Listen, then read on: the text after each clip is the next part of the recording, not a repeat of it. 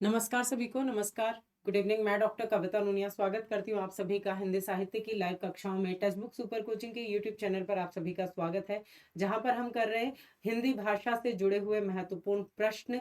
क्योंकि कल के सेशन में हमने किए थे हिंदी भाषा की फर्स्ट यूनिट जो है आपकी, उसके कॉन्सेप्ट को मैंने आप सभी को समझाया था कि किस तरह से जो भारतीय आर्य भाषाएं हैं और उसमें प्राचीन भारतीय आर्य भाषा, मध्यकालीन भारतीय आर्य भाषा और आधुनिक भारतीय आर्य भाषाओं का जो वर्गीकरण किया गया है, किस स्वरूप में हिंदी भाषा का स्वरूप जो है वो विकसित हुआ है, उस सभी के बारे में हमने कल के सेशन में पढ़ा था। और मैंने आपको बताया था कि नेक्स्ट सेशन में मैं आप सभी को हिंदी भाषा से जुड़े हुए महत्वपूर्ण प्रश्न करवाऊंगी। तो आप सभी जो है वो क्लासेस को बिल्कुल भी मिस मत करिए, कंटिन्यू बने रहे, जिसके माध्यम से आपकी जो क्लासेस हैं वो रेगुलरिटी आपके कॉन्सेप्ट की बनी रहे, कंटिन्यूटी आपके कॉन्सेप्ट की बनी रहे। तो यहाँ पर आप चैनल को सब्सक्राइब कर लीजिए, सेशन को लाइक और शेयर कर दीजिए और हमारे टाइमिंग्स को नोट कर लीजिए ताकि आपकी कोई भी क्लास मिस ना हो। अगर आपने अभी तक टेलीग्राम के इस ग्रुप को ज्वाइन नहीं किया है तो ज़रूर ज्वाइन कर लीजिए टेलीग्राम के इस ग्रुप को, जहां पर जिसे आप स्कैन करके सर्च करके और डिस्क्रिप्शन बॉक्स में दिए गए लिंक के द्वारा ज्वाइन कर सकते हैं। ठीक है, तो शुरू करते हैं हम अपने टेस्ट को। तो सबसे पहले आप सभी के समक्ष जो आज का टेस्ट है उसका पहला प्रश्न आप सभी के समक्ष आ रहा है। सबसे पहला प्रश्न है आप सभी के समक्ष कि हिंदी के विकास के लिए प्रधानमंत्री की अध्यक्षता में गठित सर्वोच्च समिति कौन सी होती है? संसदीय राजभाषा समिति, विश्व हिंदी सचिवालय, केंद्रीय हिंदी समिति और केंद्रीय हिंदी निदेशालय। हिंदी के विकास के लिए प्रधानमंत्री की अध्यक्षता में गठित सर्वोच्च समिति जो है वो कौन सी है?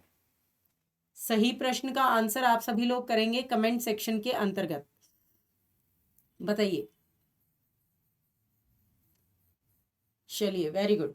तो यहाँ पे आप सभी देखेंगे कि सही आंसर होगा केंद्रीय हिंदी समिति जो है वो हिंदी के विकास के लिए प्रधानमंत्री की अध्यक्षता में गठित जो सर्वोच्च समिति है वो कहलाती है केंद्रीय हिंदी समिति। अगला प्रश्न है, नैनीताल के काठ गोदाम, हल्द्वानी आदि क्षेत्रों में कौन सी बोली बोली जाती है? कल मैंने जब आपको सारी बोलियां बताई थी कि भाई इसको हम और विस्तृत तरीके से पढ़े तो हमें इनके क्षेत्र पढ़ने होते हैं कि कौन सी बोली कौन से क्षेत्र में बोली जाती है। तो उस स्वरूप को आप देखते हैं अपने जो डिटेल सेशन आपके ऐप पे होते हैं, तो उन डिटेल सेशन में आपको सारी चीजें कवर अप कराई जाती है। तो अब आपको बताना है नैनीताल के काठगोदाम, हल्द्वानी आदि क्षेत्रों में कौन सी बोली बोली जाती है, बताइए।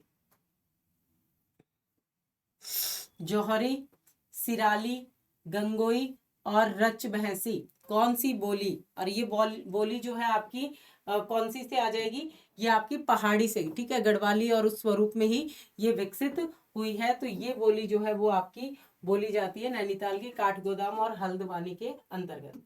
अगला है, निम्न में से अरबी शब्द कौन सा है? अजीब, आदमी, इलाज, खाक और अपील। अरबी शब्द छांटने हैं, इसमें से विकल्प दिए गए हैं आपको और यहां से छांट करके आपको सही ऑप्शन का चुनाव करना है। यह है इलाज, दिखाई नहीं दे रहा क्या? ये बोल्ड में नहीं हो पाया है।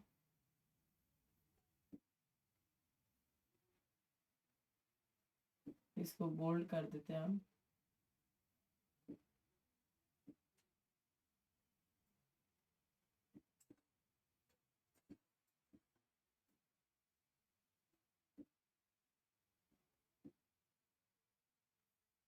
अब दिख रहा है? इलाज, अजीब, आदमी, इलाज, खाक और अपील, बताइए।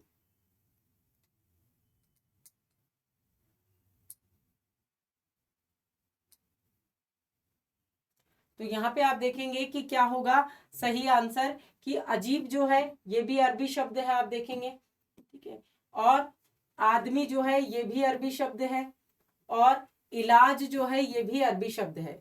खाक और अपील जो है वो अरबी शब्द नहीं है, ठीक है। खाक और अपील जो है ये फारसी शब्द है, ये कैसे फारसी शब्द के अंतर्गत आपके आते हैं।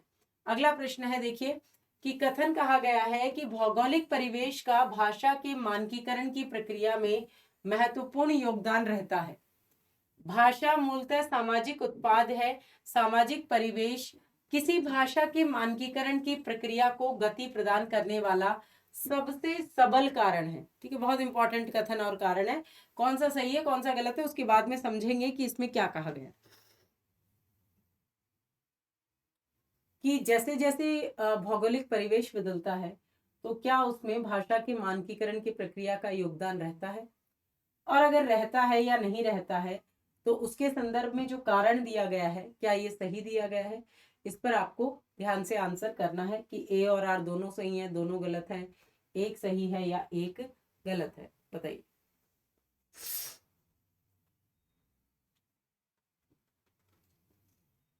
हम्म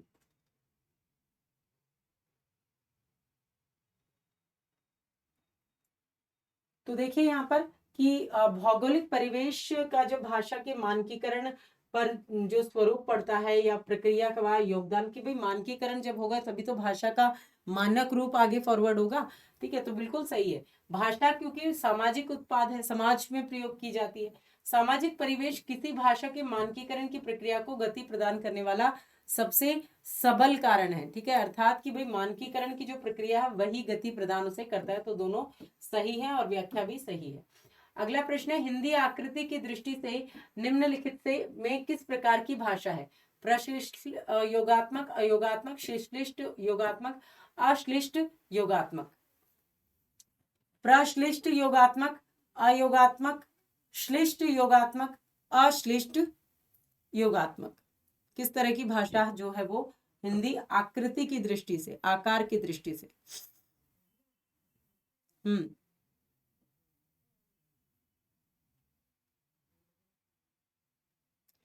तो आकृति की दृष्टि से निम्नलिखित में से किस प्रकार की भाषा है, तो श्लिष्ट, क्योंकि श्लिष्ट पद जो है वो इसके अंतर्गत कि भाई एक ही उससे अलग अलग भाव जो स्वरूप जुड़े रहते, तो आकृति की दृष्टि से ये श्लिष्ट योगात्मक भाषा है। ठीक है, विभाषा से क्या आशय है। राजभाषा, मातृभाषा, एक प्रांत की बोली, एक देश की भाषा। विभाषा किसे कहते हैं, बताइए। विभाषा किसे कहते हैं।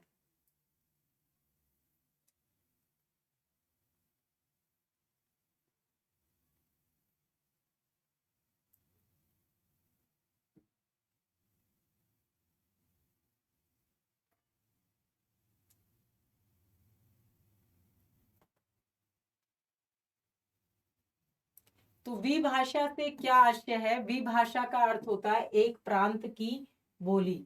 एक प्रांत की बोली को हम विभाषा कहकर के पुकारते हैं। कुप्पी, टोपी, नीर, पापड़ किस भाषा परिवार से हिंदी में आगत शब्द हैं। द्रविड़ भाषा परिवार से, आर्य भाषा परिवार से, सामी हामी परिवार से, चीनी तिब्बती परिवार से। इतने इंपॉर्टेंट क्वेश्चंस करवाऊंगी। इसके आगे के कुछ क्वेश्चंस आपको ऐप पे मिलेंगे, जो फ्री ऐप सेशन होता है आपका, तो ऐप को डाउनलोड कीजिए और हमारे फ्री ऐप सेशंस जो आपके होते हैं उनको आप जाकर के देख सकते हैं लगातार। जो आप सभी के यूजीसी नेट हिंदी वाले कॉलम में हिंदी के बहुत सारे आपके फ्री ऐप सेशंस जिनको आप देखिए और वहां से अपने ज्ञान में अभिवृद्धि कीजिए। तो कुप्पी, टोपी, नीर, पापड़ किस भाषा परिवार से हिंदी में आए हैं, तो द्रविड़ भाषा परिवार से जो है ये हमारे हिंदी के अंतर्गत स्वीकार किए गए हैं। हिंदी किस भाषा का शब्द है, हिंदी खुद जो है, ठीक है, किसका विकास कैसे हुआ ये तो मैंने आपको बताया था। तो खुद जो है हिंदी किस भाषा का शब्द है।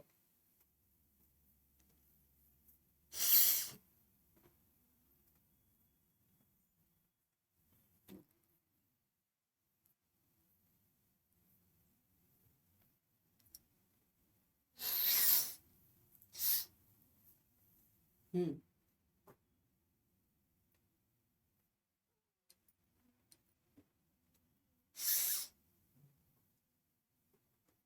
तो यहाँ पे देखेंगे आप, हिंदी जो है वो किस भाषा का शब्द है।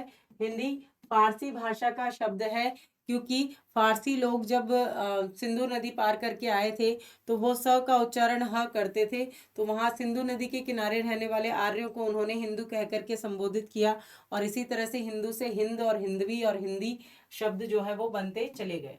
निम्न में से कौन सी आधुनिक भाषा अर्धमागधी अपभ्रंश की है। पश्चिमी हिंदी, लहंदा, मराठी और पूर्वी हिंदी। आधुनिक भाषा जो है वो अर्धमागधी से संबंधित है। बताइए। 20 क्वेश्चंस करेंगे हम, 20 प्रश्न आज के इस सेशन में। आगे के महत्वपूर्ण क्वेश्चंस आपको ऐप पे मिलेंगे भाषा से जुड़े हुए। तो निम्न में से कौन सी आधुनिक भाषा जो है वो अर्धमागधी, तो अर्धमागधी से आपकी आती है पूर्वी हिंदी। मैंने बताया था आपको कल के सेशन में, जो कॉन्सेप्ट आपको पढ़ाया था यूट्यूब पर ही, लास्ट सेशन आप देख सकते हैं कल वाला। तो पूर्वी हिंदी, जहां से आप जो अवधि के, जिसमें अवधि का स्वरूप जो है सबसे इंपॉर्टेंटली आपको याद रखना होता है। पूर्वी हिंदी में अवधि, बघेली और छत्तीसगढ़ी आते हैं। अगला है, मार्कंडेय ने मागधी की उत्पत्ति किससे बताई है? शौरसेनी प्राकृत से, अर्धमागधी प्राकृत से, महाराष्ट्रीय प्राकृत से या अपभ्रंश अवहट्ट से? मार्कंडेय ने मागधी की उत्पत्ति जो है वो किससे बताई है?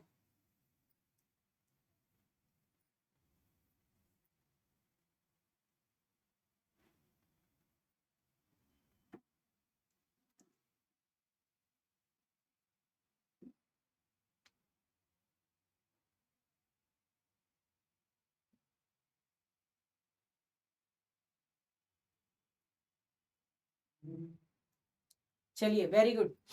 तो यहाँ पे आप देखेंगे मार्कंडेय ने मागधी की उत्पत्ति शौरसेनी अपभ्रंश से, शौरसेनी प्राकृत से बताई है। जब आप मध्यकालीन भारतीय आर्य भाषाओं में पढ़ते हैं पाली प्राकृत अपभ्रंश, तो शौरसेनी प्राकृत का जो स्वरूप आता है उससे मागधी की उत्पत्ति हुई है। निम्न में से किस भाषा का संबंध मगध के मध्यवर्ती देश से रहा है? प्राकृत, शौरसेनी प्राकृत, अर्धमागधी प्राकृत और मागधी प्राकृत। किस भाषा का संबंध मगध के मध्यवर्ती देश से रहा है? ठीक है, मगध के सेंट्रलाइज जो एरिया था उससे किसका संबंध रहा है?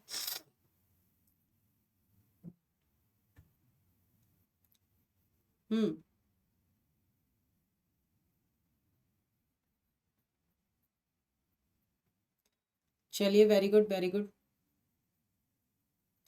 तो यहाँ पे आप देखेंगे कि मगध के मध्यवर्ती देश का संबंध जो है अर्धमागधी प्राकृत जो थी, मगध के मध्यवर्ती, ठीक है, मगध का जो मध्यवर्ती था, इसी कारण मगध का आधा और शूरसेन का आधा, दोनों में से आधा आधा करके मध्यवर्ती सेंट्रलाइज में, इसलिए इसको अर्धमागधी कहा जाता है। आधी मागधी यानी कि मगध से संबंधित थी, आधी शौरसेनी से संबंध थी। प्राकृत भाषा को अर्धमागधी, चुलिका, पैशाची और अपभ्रंश इन 3 भागों में किसने वर्गीकृत किया है? ठीक है, कि प्राकृत जो भाषा है उसको 3 भागों में विभाजित किया गया है। एक तो अर्धमागधी प्राकृत, दूसरी चुलिका पैशाची,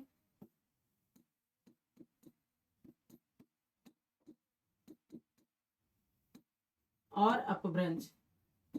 ये 3 भाग इसके किसने किए हैं? वररुचि ने, हेमचंद्र ने, जॉर्ज ग्रियर्सन ने और मार्कंडेय ने। बताइए।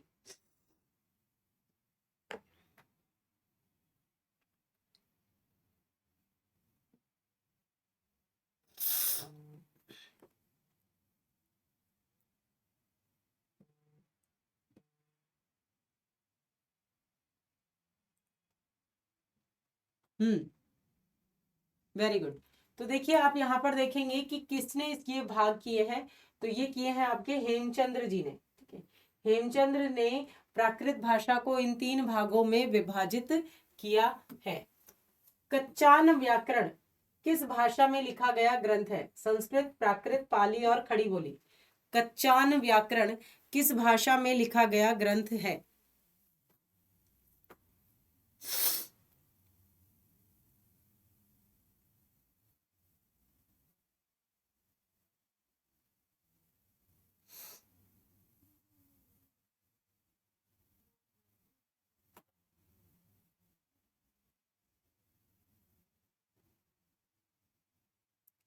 तो यहाँ पर आप देखेंगे कि कच्चान व्याकरण जो लिखा गया है ये पाली भाषा, आपको शब्द के स्वरूप से ही समझ आ सकता है कि भाई कौन सी भाषा में लिखा गया व्याकरण है, तो ये पाली में लिखा गया व्याकरण है। अगला है, निम्न में पाली भाषा में लिखी रचना जो है वो कौन सी है? महाभारत, कपूर मंजरी, जैन ग्रंथ आगम और मिलिंद पन्हो। ठीक है, तो पाली भाषा में लिखी हुई रचना कौन सी है?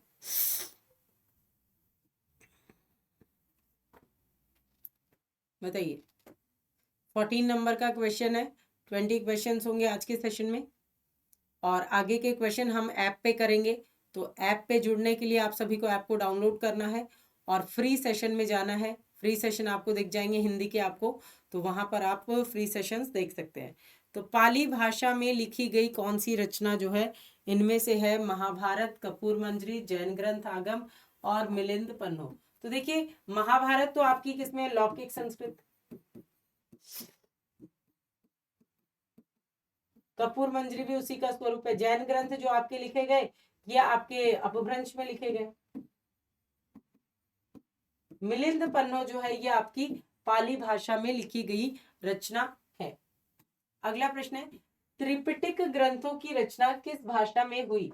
संस्कृत, प्राकृत, अपभ्रंश और पाली। मैंने आपको पढ़ाया था कल के सेशन में।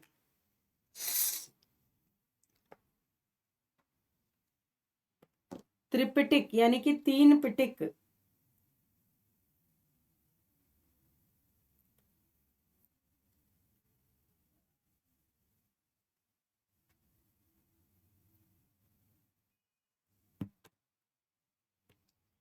त्रिपिटक को 3 भागों में विभाजित किया जाता है। त्रि अर्थात 3, विनय पिटक, अभिधम पिटक और सुत पिटक। ये त्रिपिटक, त्रिपटक पिटक नहीं है, त्रिपिटक ग्रंथों की रचना जो है वो किस भाषा में होती है? तो ये बौद्ध ग्रंथ है आपके त्रिपिटक जो है, और बौद्ध ग्रंथ आपके पाली भाषा में लिखे गए हैं। अगला प्रश्न है, इनमें से कौन सी भाषा द्रविड़ भाषा नहीं है? कोई, कन्नड़, मलयालम और मालवी। ठीक है, इनमें से कौन सी भाषा द्रविड़ भाषा नहीं है, ये आपको बताना है। द्रविड़ भाषा कौन सी नहीं है?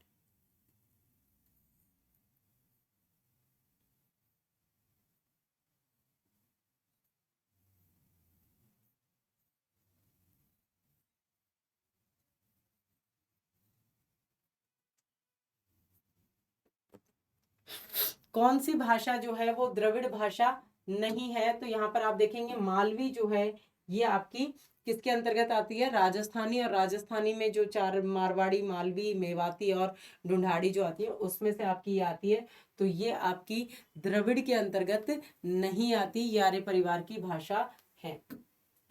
बांटू परिवार की भाषाओं का संगत वर्ग कौन सा है?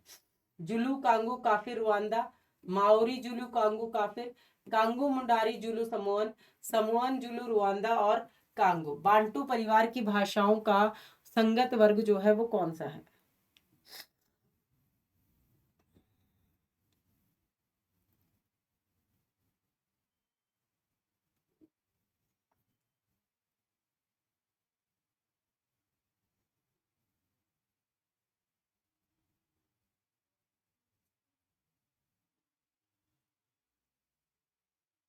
तो यहाँ पर आप देखेंगे बांटू परिवार की जो भाषाओं का संगत वर्ग है वो है जुलू, कांगू, काफिर और रुआंदो। अगला प्रश्न है, देवनागरी के मानकीकरण में किसके द्वारा बनाई मानक हिंदी वर्णमाला अधिकृत है? यानी कि कौन सी मान्य स्वरूप में है, या जिस पर अधिकार जो है वो किया गया कि भाई ये ही वर्णमाला जो है वो प्रचारित होगी? केंद्रीय हिंदी निदेशालय, राजभाषा विभाग, राजभाषा समिति, राजभाषा अधिकारी।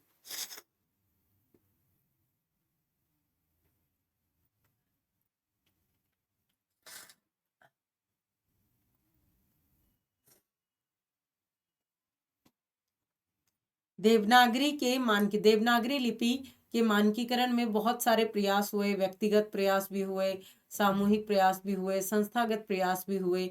उसके बाद में जो वर्णमाला आज हम पढ़ते हैं, तो वो वर्णमाला निकल के आती है। ठीक है, तो वो वर्णमाला जो मानक हिंदी वर्णमाला है वो अधिकृत है किसके द्वारा? केंद्रीय हिंदी निदेशालय के द्वारा। पश्चिमी हिंदी की बोली है अवधी, बुंदेली, बघेली और मेवाती। पश्चिमी हिंदी की बोली इसमें से कौन सी है? पश्चिमी हिंदी जिसका विकास जो है आप देखते हैं शौर शनि अपभ्रंश से हुआ है।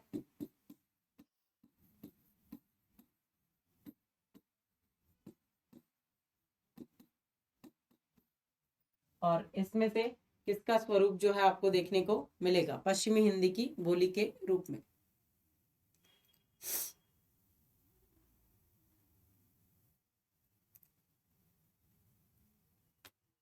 तो पश्चिमी हिंदी की बोली आप देखेंगे यहाँ पर बुंदेली, क्योंकि अवधि जो है आपकी ये तो पूर्वी हिंदी पे चली जाएगी।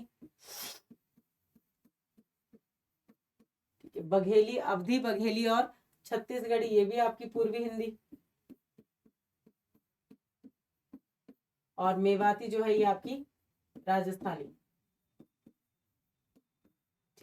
तो ये आपकी बच जाएगी कौन सी भाई? बुंदेली। अगला है, भारतेंदु के समय में राजकाज और संभ्रांत वर्ग की क्या भाषा थी? बंगाली, हिंदी, अंग्रेजी और फारसी। ठीक है, भारतेंदु युग की, जब आधुनिक काल में भारतेंदु युग शुरू होता है जहां पर खड़ी बोली में रचनाएं लिखी जाने लगी, तो उस समय पर राजकाज के लिए और संभ्रांत मतलब उच्च वर्ग, संभ्रांत का अर्थ है कि उच्च वर्ग जो है उसकी भाषा क्या थी? बताइए। और 20 तक ही करेंगे हम क्वेश्चंस, आगे के क्वेश्चन आपको ऐप पे मिलेंगे। उसके लिए आप सभी को ऐप को डाउनलोड करना है और हमारे फ्री सेशंस के साथ में जुड़ जाना है, जो आप सभी के लिए मोस्ट इंपॉर्टेंट टॉपिक्स को लेकर के चलाई जा रही मास्टर क्लास है और फ्री है आप सभी के लिए, तो आप ऐप पे जरूर ज्वाइन कीजिए। तो यहाँ पे आप देखेंगे कि फारसी जो है तत्कालीन समय पर राजकाज, रीतिकाल में तो आप देखते हैं फारसी का स्वरूप आता है, तो उस समय भी फारसी जो थी उस समय पर राजकाज की भाषा के रूप में जो है वो आती है। तो ये स्वरूप आपको देखने को मिलेगा। तो इस तरह से आप सभी हमारे टेलीग्राम के ग्रुप को जरूर ज्वाइन कर लीजिए, ताकि आप सभी को कक्षा और परीक्षा से जुड़ी हुई महत्वपूर्ण जानकारी आपको अवेलेबल होती रहे। और जिसने अभी तक आज के इस सेशन को लाइक और शेयर नहीं किया है, चैनल को सब्सक्राइब नहीं किया है, तो जरूर कर लीजिए, ताकि आने वाली क्लासेस की आपको नोटिफिकेशन मिलती रहे। मिलते रहेंगे आपसे इसी तरह के और इम्पोर्टेंट सेशंस के साथ में। मैं डॉक्टर कविता नूनिया विदा लेती हूँ आप सभी से, और मुलाकात होगी आपसे नेक्स्ट सेशन में। Thank you.